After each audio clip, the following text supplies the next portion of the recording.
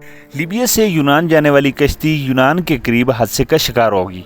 इसमें जिंदाबाद जाने वाले हमारे एक पाकिस्तानी लड़के ने सारे हादसे का वाक़या बयान किया है, जो वीडियो की सूरत में है और वीडियो इस वक्त सोशल मीडिया पर वायरल है। इस वीडियो में बच जाने वाले लड़के ने कहा कि यूनान वालों की शिप जय हादसा के करीब मौजूद थी, लेकिन हमें रेस्क्यू नहीं कर रहे थे। मज़ीद उसने कहा कि इस कश्ती में हम 300 पाकिस्तानी सवार थे, लेकिन सिर्फ 10 या 12 लोग जिंदे बच गए हैं। जबकि मज़ीद उनके कहने के मुताबिक शिप को जानबूझकर डबोया गया है, जिससे इतनी ज़्यादा हलाकतें और लोग लापता हुए हैं। नाज़रीन, उन्होंने मज़ीद क्या कहा आप ख़ुद समात फरमाएँ। वीडियो अच्छी लगे तो आगे ज़रूर शेयर करें। वालेकुम जी, अली शेर बात कर रहा हूँ। सैड न्यूज़, जिस तरह आपको पता है कि कलामात हमायूं थे, अभी वापस जा रहे हैं। तो जो 12 लोग पाकिस्तानी मिले हैं उनके नाम मैं आपको बता देता हूँ कि जो अभी तक रिकवर हुए हैं उनके नाम है जी मोहम्मद अदनान बशीर सन ऑफ मोहम्मद बशीर, ये कोटली से हैं। Number 2 Haseebur Rehman son of Habibur Rehman, ये भी डिस्ट्रिक्ट कोटली से हैं। मोहम्मद हमजा सन ऑफ अब्दुल गफूर, ये गुजरावाला से हैं। Azmat Khan son of Mohammad Salah district Gujrat sorry Mohammad Sunny son of Farooq Ahmed district Sheikhupura. Zahid Akbar son of Akbar Ali district Sheikhupura. Mehtab Ali son of Mohammad Ashraf district Mandi Bahauddin. Rana Husnain son of Rana Naseer Ahmed district Sialkot. Usman Sadiq son of Mohammad Sadiq district Gujarat.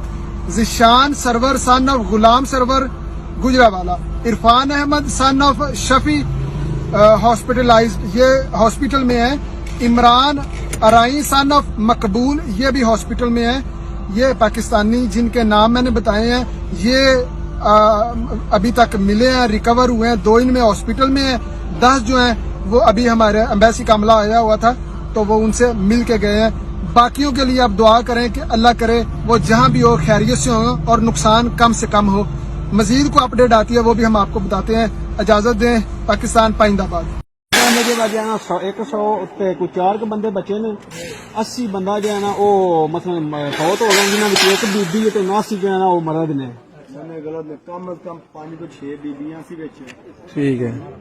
3 तो 4 बच्चे सी सीरियां दे, उस तो बाद फैमिलियां सन जेड़े मरे ने, जेड़े साडे सामने तो कोई रेस्क्यू नहीं।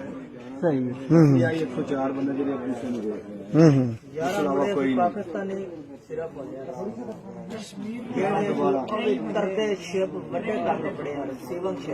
ਤੁਸੀਂ ਆਪ ਆਪਣੇ ਹੋ ਸ਼ਿਪ ਤੱਕ ਸੇਵ ਨਹੀਂ ਕੀਤਾ। ਠੀਕ ਹੈ। 400 ਮੁੰਡਾ ਪਾਕਿਸਤਾਨੀ ਹੈ, 3 ਬੰਦੇ ਇਹਨਾਂ ਆਖਿਆ 79 ਮਰ ਗਏ, ਜਿਹੜੀਆਂ ਬਾਡੀਆਂ ਸਾਨੂੰ ਲੱਭੀਆਂ ਨੇ, ਤੇ 104 ਰੈਸਕਿਊ ਕੀਤੇ ਨੇ ਜਿਹੜੇ ਜ਼ਿੰਦਾ ਨੇ। ਬਾਕੀ ਉਹਨੇ ਲੱਭੇ ਨਹੀਂ, ਸਮੁੰਦਰ ਦੇ ਥੱਲੇ ਟੁਰ ਗਏ ਨੇ।